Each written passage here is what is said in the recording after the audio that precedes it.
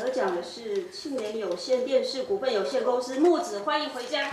从颁奖人手中接下奖项，中嘉宽频庆联有线电视木子欢迎回家，以温馨感人的叙事手法，记录全村共同寻根的过程，荣获曾虚白先生新闻奖中信义房屋社区营造与地方创生报道奖，也展现地方媒体的价值与力量。这一次的这个参赛的节目，它其实是我们去找了山林区一个偏远的小山村，然后看见了这山村在高龄化、那人口高度外流的情况之下，那社区的长辈怎么样去结合地方的组织，那把自己的过去的记忆复刻出来，然后也让更多人可以认识这个村庄。那它不管是地方文史或者是社区创生来讲，我觉得都是蛮重要的一个题目。因为其实我们讲地方文史，那谁是文史？其实活在那个地方的人，留在那个地方的人才会知道那地方的故事跟文化是什么。非常兴奋，也非常荣幸啊，这个得到这个奖，这是我们中嘉集团第2次获得信义房屋的社区营造的这个新闻奖。我们有那么优秀的团队可以创造出这样子的一个新闻奖。我们同仁投下了很多的心力和精力。也欢迎大家在我们高雄台以及 YouTube 上面来看到我们最棒的报道。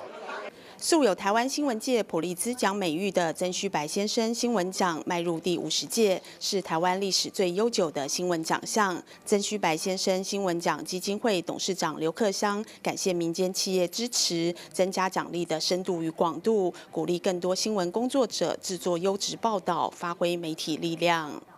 台湾新闻传播界重要的媒体工作者，不论已经退休的，或者目前在线上的，有大半都得过曾虚白先生新闻奖。这个奖还是持续在做着，而且越做越大。今年我们参赛的作品有502件，这对评审委员来讲压力其实是蛮大的。他们经过了这个初选，然后复审，今天终于有了47件进到这里。也因为变得多元多样的时候，我们过去的传统的曾虚白这50年，其实在过去的10几年已经面临一个问题，就是传统的奖项已经没办法去面对新的社会的变化跟议题的出现。所以我非常感谢民间企业站出来协助我们，所以在这里特别感谢中嘉集团，非常感谢信义房屋企业，非常感谢台湾电力公司，有他们一起来帮助我们，我们可以培养更多新闻的专业的人才。恭喜国立教育广播电台。中嘉宽频携手曾虚白先生新闻奖，从2021年开始创设媒体素养奖，今年总共有36件作品参赛，竞争激烈。透过奖项，不仅鼓励新闻从业人员制作出优秀媒体素养作品，也让民众关注媒体素养教育议题。我们中嘉希望透过跟基金会的合作，提升这个新闻品质。我们也希望受益的是全世界、全台湾的每一位的观众，这是中嘉有这个样子的一个方向。因应媒体多元发展，今年曾虚白先生新闻奖中，台电大专院校学生环境与生态永续报道奖新增短影音类奖项，给学生们更多参与机会。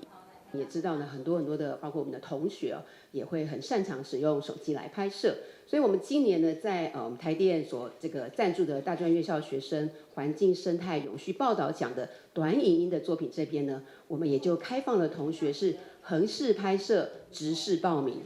今年的学生作品呢，其实比去年多了43件其实是蛮大幅度的成长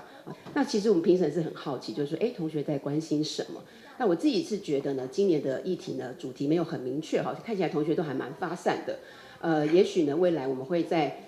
强化在公共性这个部分的这个讨论希望在学校里面呢，有接受新闻传播教育的同学，可以呢掌握这个公共性跟结构议题的这2个重点走过半世纪的曾虚白先生新闻奖将踏着坚定步伐迈向下个50年，为新闻工作树立标杆，并鼓励新闻从业人员制作更优质的新闻报道，为台湾媒体素养与教育奠定厚实基础。记者林启慧台北报道。